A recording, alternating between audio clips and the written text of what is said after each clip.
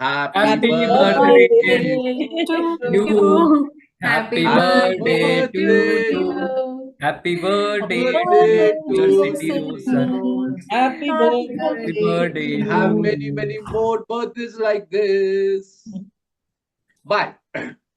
Thank you, everybody. Thank you. Enjoy Sydney. We will enjoy the cake. Fine. Okay. So, hi. This is Pranav Guha Thakurta from EDU TV. Today we have a star-studded screen with us. We have the famous Mr. Sydney Rose. He's an international educator. He's headed many schools in India, Middle East, and Europe.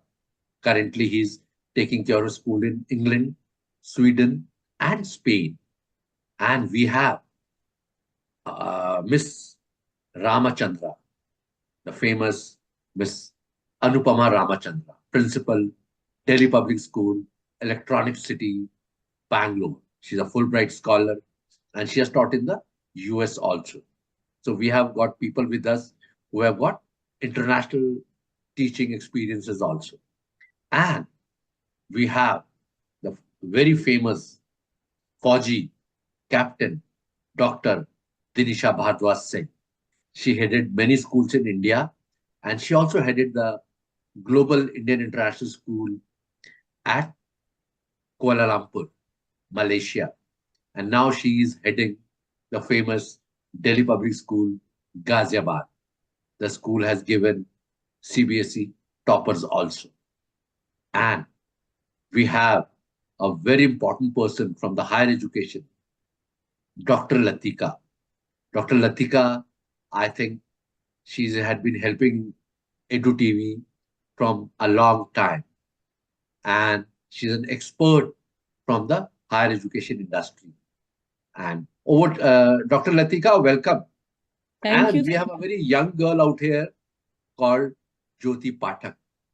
She is heading the middle school of Global Indian International School, Abu Dhabi. And we have a young boy and young girl with us, Priyanka and Ankit. Their advocacy for supporting students for higher education abroad is tremendous. And I will request first Miss Anupama Ramachandra how important is the role of international education for students who will be writing their examination in 2025. I'll request ma'am to set the stage also for this topic. Over to you, Anupama ma'am. Thank you, Pranav, and a very good afternoon to all the co-panelists who are here today. And so Pranav has posed a very pertinent question to me that how important is it to expose our students about the opportunities globally for them? Because many of them would be writing their 10th and 12th grade examinations in the following days. So I would say, as a mother of two sons, both of them who went abroad to do their post-graduation, and myself, as Pranav has mentioned, I also had the opportunity of going to the US on a Fulbright exchange program. So I got to teach in a school in the United States of America, in California to be specific. So I really feel that as a teacher also, this opportunity was very crucial for me to reinvent myself as an educator, because I went there when I had taught for nearly 20 years and I thought that I was set and there was nothing for me to, learn. But I must admit and confess that firstly, I had to unlearn many things that were set in my mind. And then I had to relearn a lot of things that made me a better person and an educator. So even for our children, there are many of them who would argue and say, why do we encourage our children to go outside of India? There are many people who come to India to study also. So we are preparing children for this kind of a future where they will be globetrotters. And it's always good to help our children make informed choices. So we are not telling all the children you have to go abroad to do your studies, but they should be given the choices and the voices also to express whether they would like to study in India and Is it okay for them to go abroad? Because there are a few courses that are not available in India. So I feel that children should be educated. They should be equipped and empowered with all the knowledge required for them to make a decision that is sustainable and also will keep them happy as people. So we have to give them all kinds of information, like what is like simple things like what is the weather conditions in the country that they are going. I know a friend of mine whose son came back from a place in Canada because he just couldn't take the harsh weather there. So simple things like that, weather conditions, cultural, what is the cultural setup of the place they are aspiring to go? Does it align with the kind of upbringing that our children have? Because ultimately, only if children are happy, physically, emotionally, socially, they can achieve what they want to as students. So I think there are a lot of considerations which others will be talking about. But it's always good to help our children, to do research. Unfortunately, in India, we just take information from from sources which are not authenticated by anybody. They'll just go to Google and the first link they see, they'll click on and they think that is what the information is. So we have to teach our children how to differentiate between authentic and unauthentic information, which are the sources from where they can trust the information they're getting, and all the considerations, right from monetarily, whether they can afford it, is the university accredited, the programs available, are they actually available in India where they can do it for a cheaper cost? And what are the language requirements? If you're going to study, let's say in Canada, some provinces insist upon them knowing French. Germany, they should know German language mandatorily a certain level. So right from there to tuition fee, what are the kind of scholarships that they can apply for? What are the campus facilities like? Do they have a good library? Do they have on the campus accommodation for them? Do they have free Wi-Fi? And what is the campus diversity, especially for children going from India?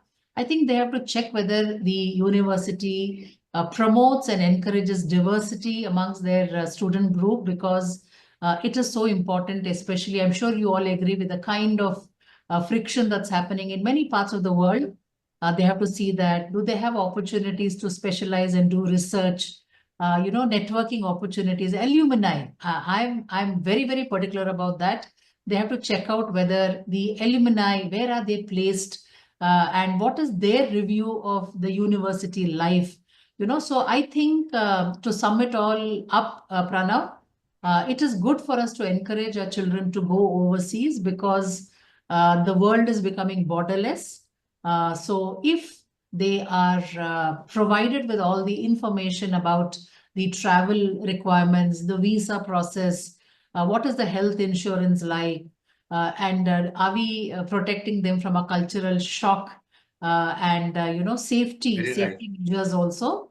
I think it is good for our children to go wherever they want and study and decide what they want to do with their life, rather than either promoting or discouraging them from going abroad.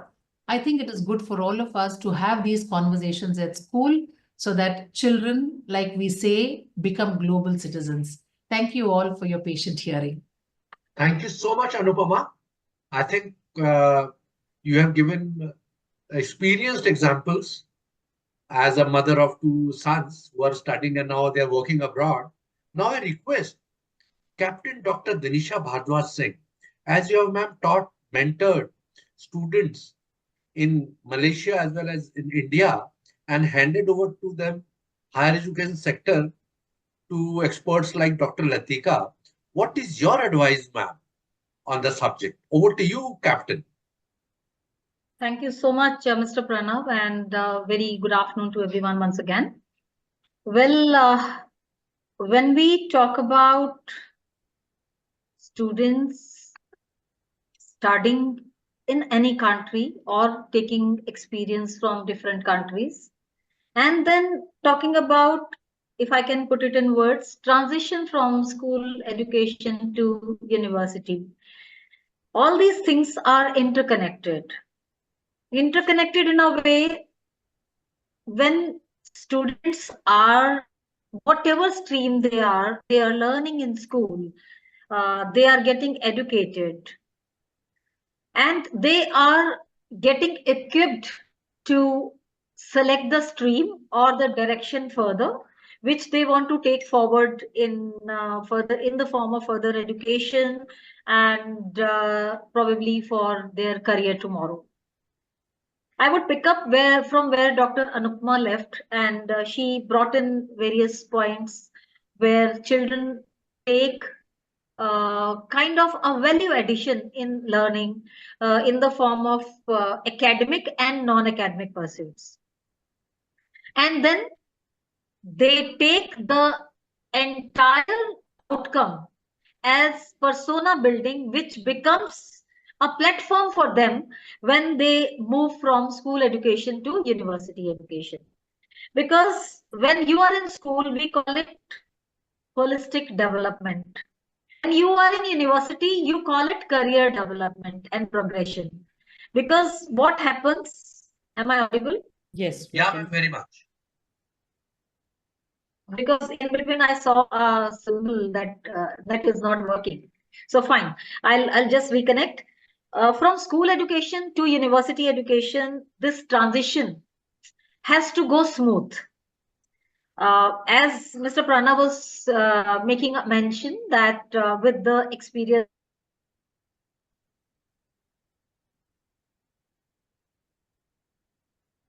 I think the network is patchy out there. So before I come to the birthday boy, I would like to request Dr. Latika to give her advice, as you are, the schools are handing over the students to you for higher education. What is your advice for the 12th graders and for the schools? Over to you, Dr. Latika. Thank you so much, Pranav, for the opportunity. And, after being in the education sector for 22 plus years now, and having headed a lot of different schools and universities, not only in India, but abroad, whether it was Middle East or Germany now, what I see is it's not the courses that the students choose. It is the career, what they should choose. So typically, whenever we talk of careers, we talk of three major things, whether it is a corporate career, a technical career, or a creative career. And depending on what kind of career you want to build for yourself, the courses are just a way to reach what you really want to make out of yourself. And with the international universities opening its doors to Indian students, whether it is US, whether it is Canada, now Germany being the second most sought after country for education in the world. And just recently, the Chancellor of Germany was in India.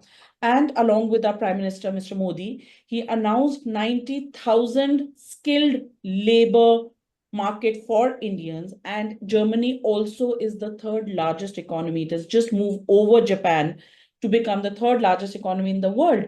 So things like this really helps our budding students, because we all know that Indian students are very sharp. It's thanks to schools, like DPS and other places, and to people who are here with us, the panelists, that they put so much rigor in the students that Indian students are far more sharper and brighter than a lot of other students across.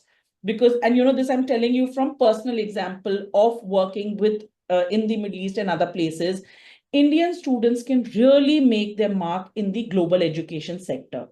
And when the right kind of exposure, whether it is in terms of learning a different language, studying with students from multicultural backgrounds, studying in an environment which promotes, not only just textbook studies, but physical exposure or practical exposure, it really brings out the best, whether it is Indians or any other students. And that is why now even schools are encouraging IB boards, IB curriculum, or things like an international flavor right from the schooling and not only at higher education level. So I think in the coming times also, the exposure which the students need and the kind of opportunities that they're getting abroad in terms of the physical, the labs or infrastructure or the non-bookish knowledge. These are some things which will become very important for a student's general and overall development.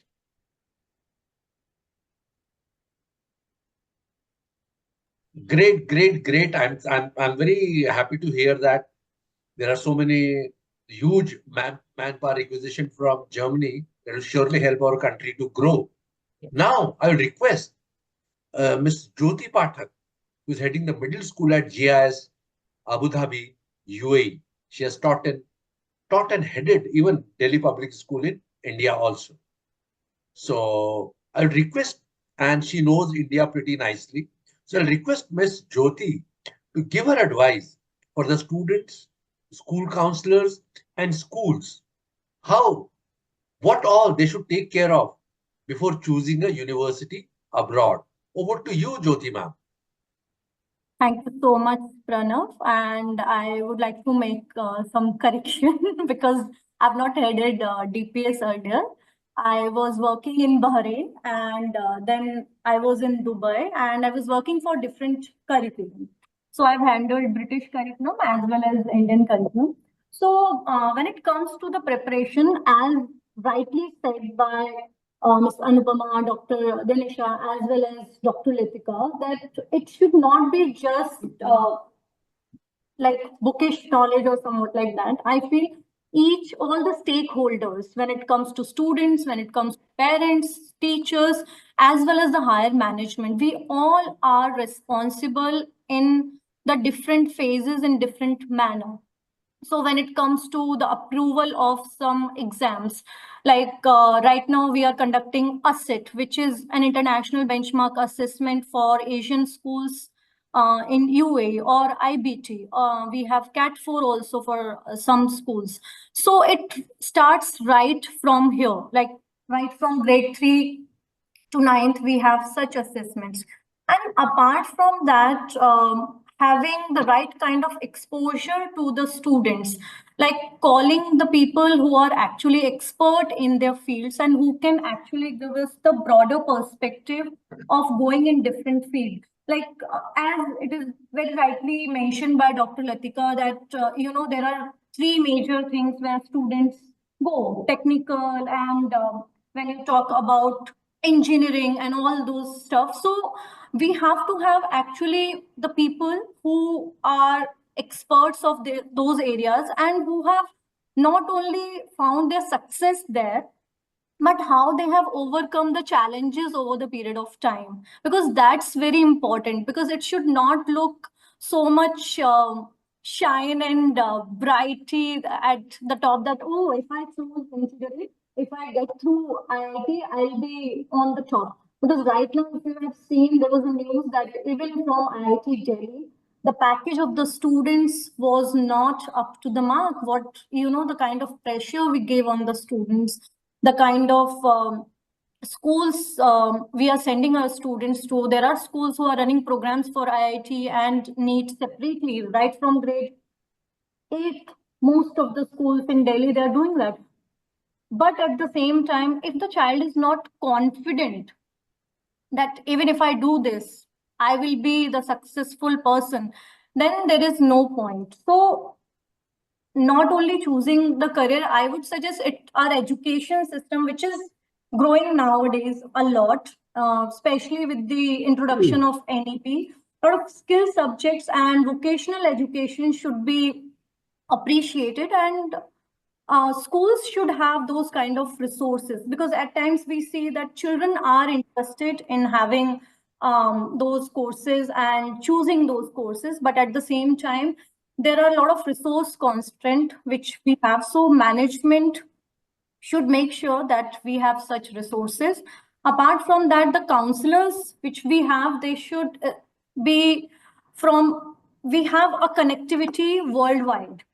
Like if I have one counselor from India, we should have some more counselors who can connect with us from outside India as well. We should have some people who are not only succeeding in India, but also succeeding outside the world. And another important thing is always keeping in touch with your seniors. Like because I am from Navodaya and we have the biggest alumni so far. So it gives really wonderful feeling that if someone else can do, I can also do it. So what I want to conclude from here, that each one of us, all the stakeholders, they have to be on the same page, and we all should talk the same language and evolve over the period of time. We should not get stuck with the previous preconceived notions that, okay, there are limited fields for education or limited opportunities for the students, or we should not label the students as well, whether somebody is capable, somebody is not, because everybody can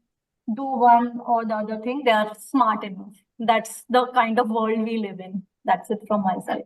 Thank you so much. Thank you so much, Jyoti. I think you guided pretty nicely because you are heading a school, but you very recently, you did your class 12th also, just a couple of years back only.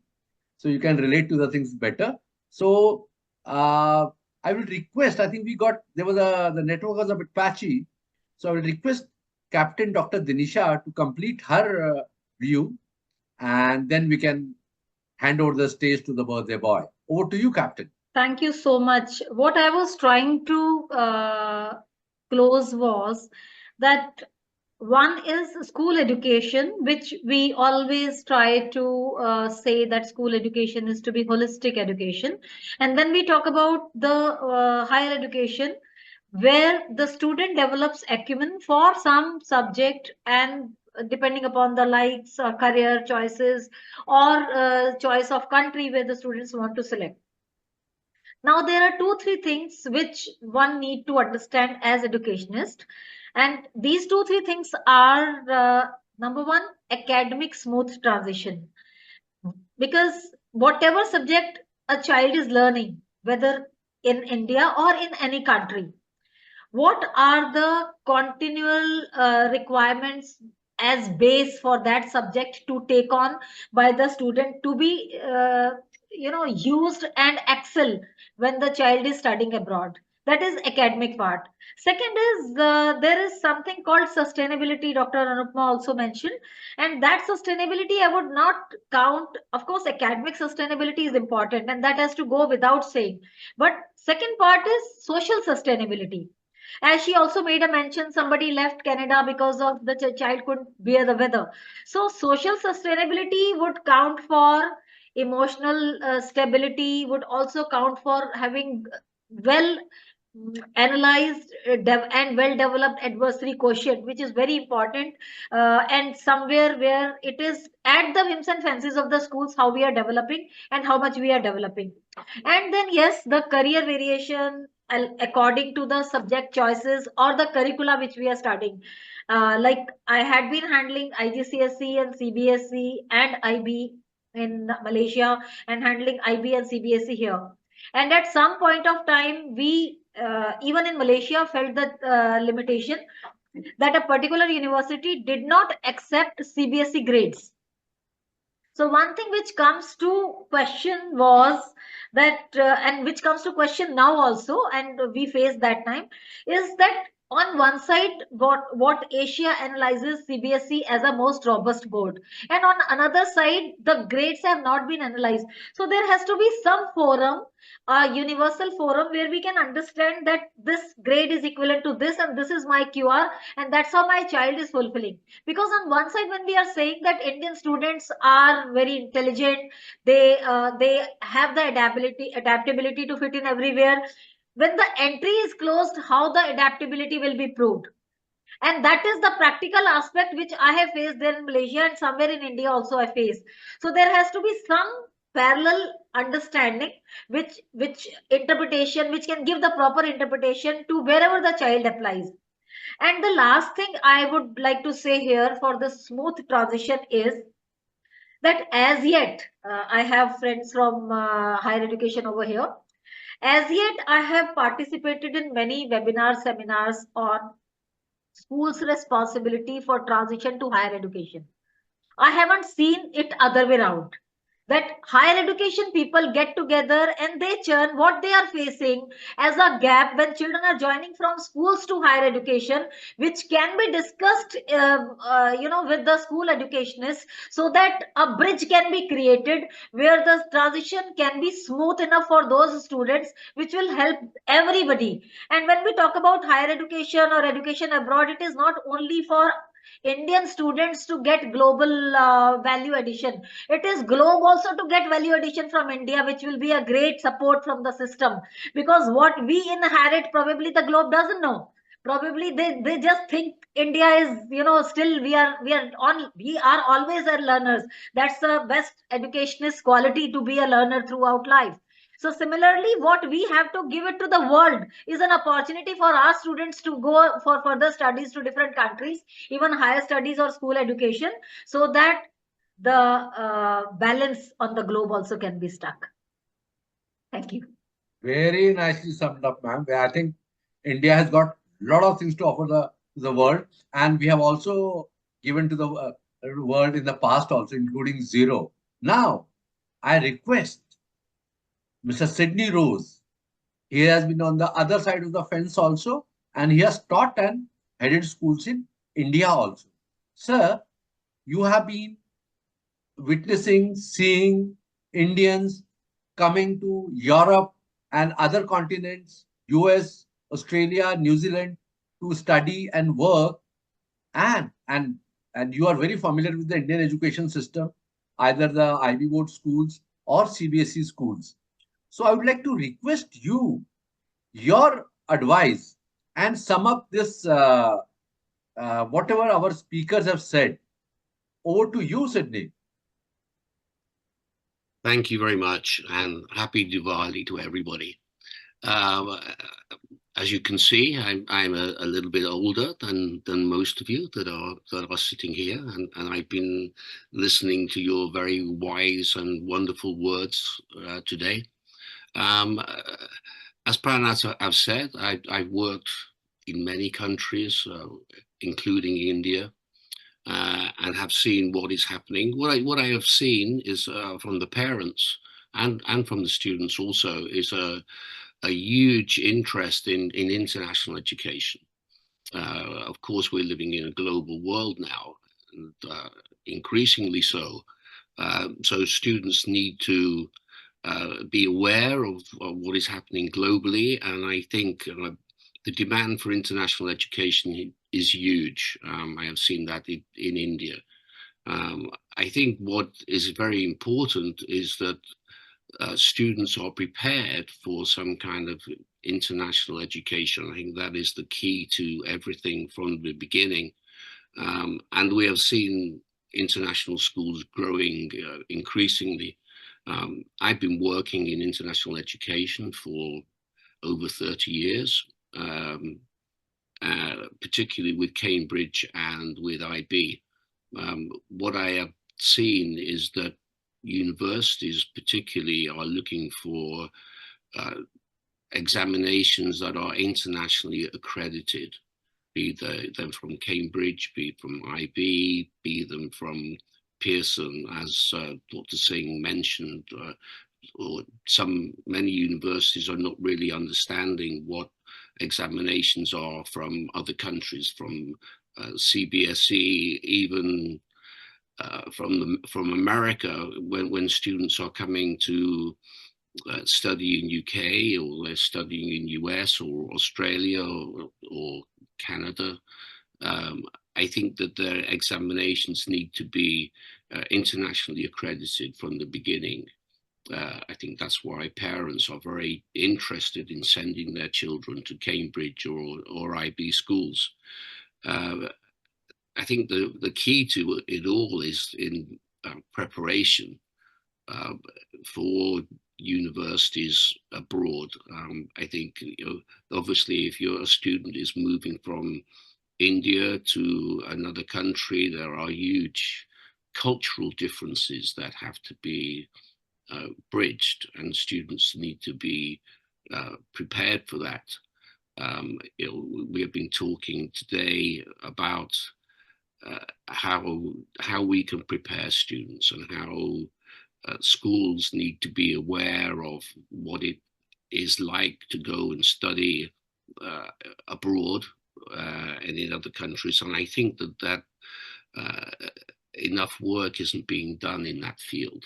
You know, we are seeing, as somebody mentioned, students just go onto Google immediately and they start to just press the first button they see and they are going to universities. And what worries me particularly as an educator is that all students seem to be going for what we call A-class universities. They're all looking at Cambridge and Oxford and MIT and so on, whereas there are thousands of universities all over the world. There are many universities in other countries, in Germany or Poland and so on, that are as good as universities in UK and in US. And I think that counselors and advisors need to be much more aware of what is going on in higher education, so that Cambridge and Oxford are obviously fabulous universities, but other universities are as good for particular courses. So I think what I want to sum it up quite quickly is that students need to be prepared for universities abroad and studying abroad. I think that international accreditation of the courses that students are studying in school needs to be looked at and monitored, and students are prepared for that. If the student or the parent is thinking about sending the student abroad, I think it is obvious to me that the end of school examinations that the students are doing should be internationally accredited, and that they have good counselling before they go off willy-nilly to any university somewhere. I think that a lot of preparation is needed, and I think that should begin in grade 9 in schools. I think that students need to have career counselling very early on in their careers. I found that it is happening just in year 12 or year 13 mostly, and it needs to be much more for that, and for students to be choosing the courses in high school that are going to prepare them for what they are thinking about in university. I think I have seen in India also that the parents are pushing their students towards particular careers that are sometimes not suited for that child. I have worked with 3 schools in India. I've been the principal of 3 Indian schools, and I have been working with parents and they want their children to be doctors or lawyers or engineers. Those seem to be the big things that are happening, whereas the student can be following careers in many other pathways, and I think all of those pathways should be open to them, and that and they should be aware of that. And as I mentioned, I think that pushing students only to the A-class universities is a mistake. I think it should be open to all. And the key to it all, as I said, is good advice to the parents and to the students about what is available and the preparation that is needed in going to study abroad. There are also fabulous universities in India. I think that students don't have to think about abroad. I think that students can also study in their home country quite well, but I think the courses that they are doing should be internationally accredited. I think that that is the most important thing, international accreditation. Otherwise, the student is facing many difficulties when they are thinking about abroad. I think that's all I would like to say at the moment about that. I think I can't stress enough the importance of international accreditation. And I've been working with that, as I said, in many years, getting schools internationally accredited with Cambridge or with IB or with the Council of International Schools. I think that those things are very important. Wow. Thank you. Thank you, Sydney. I'm really thankful to you. On your birthday, you took out time for us, for Indian students. I'm really thankful to you. And your advice for students, they can study in India also. I think it's, again, commendable because you know Indian education pretty well. In fact, you know Indian education better than many other Indians also. Now, I would like to request Priyanka to, as she's coordinating between schools and universities, Priyanka, I would like to have your advice for students, schools, and universities also. And you have 2 minutes for that. Over to you, Priyanka.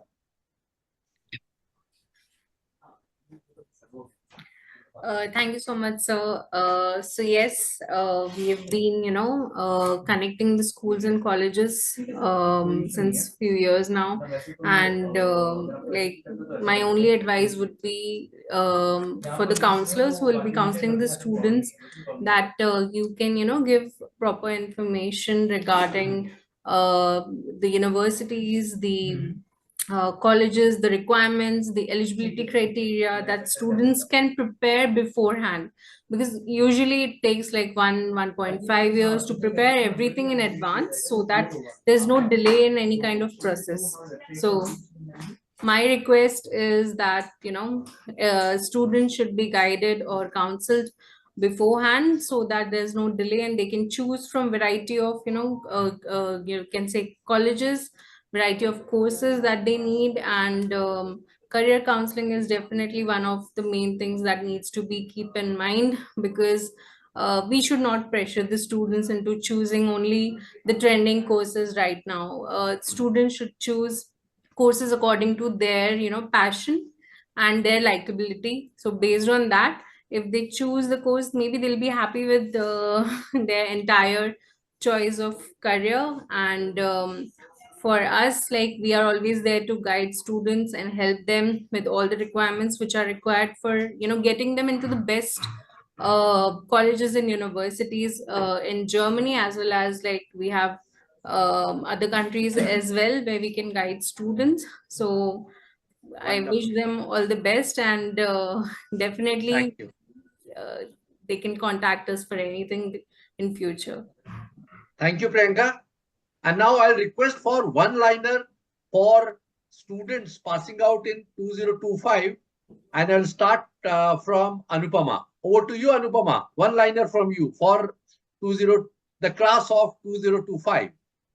Yeah, so my one-liner to all the students who are passing out is, they say the sky is the limit, but I say the limit is beyond the sky. Just spread out and do what gives you happiness. It can be anywhere in the world. Go for it. Thank you. Dinisha, one-liner from you. Shout out loud and your voice will become the voice of the world.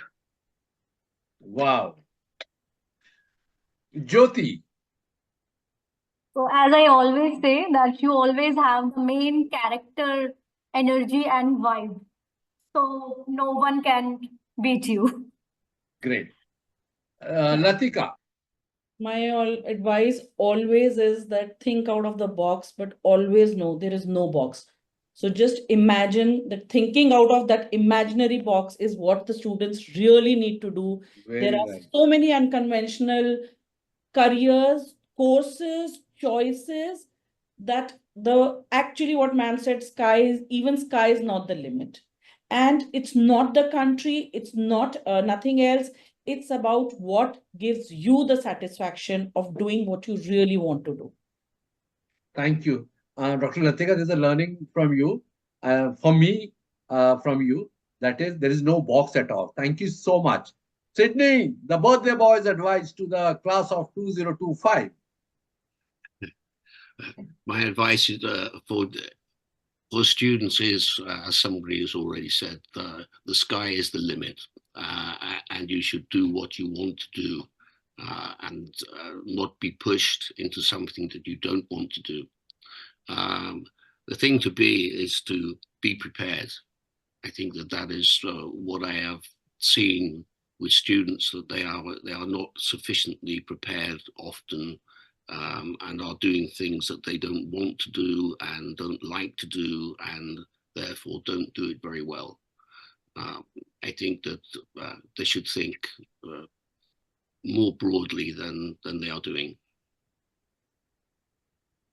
Thank you so much for taking out time. I can understand for all educators, today is a day when the schools have opened up after so many days. It is sort of a bombardment day for principals today. Am I right, Anupama, Dinisha, and Absolutely. Jyoti, and even Sydney? Isn't it? Yes. I'm thankful to all of you and look forward for the next program on EDU TV, schools to universities. And thank you, Dr. Latika and Ankit. Thank you so much. Bye, whole lot.